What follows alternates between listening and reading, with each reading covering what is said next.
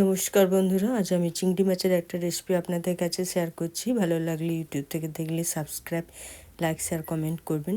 Facebook থেকে দেখলে আমার পেজটা ফলো করে লাইক, শেয়ার, কমেন্ট করার অনুরোধ রইল। এখন আমি এখানে 3টে পেঁয়াজ কেটে নিচ্ছি আর মাছটাকে লবণ হলুদ মাখিয়ে বেশ কিছুক্ষণ রেখে দিয়েছিলাম। এখন কড়াই সর্ষে তেলের মধ্যে মাছগুলোকে হালকা করে ভেজে নেব। বন্ধুরা দেখুন মাছগুলো কীভাবে আমি সবগুলো মাছ ভেজে নিয়েছি। আর ওই তেলের মধ্যে 1/2 চামচ কালো জিরে, তেজপাতা আর পেঁয়াজটা দিয়ে খুব ভালো করে ভেজে নেবো। পেঁয়াজটা একটু যখন লাল লাল হয়ে আসবে, দেখুন লাল হয়ে এসছে, এখন আমি আদা বাটা, রসুন বাটা আর এখানে পোস্ত বাটা, কাঁচা লঙ্কা বাটা দিলাম। দেওয়ার পর খুব ভালো করে মশলাটাকে কষিয়ে নিচ্ছি।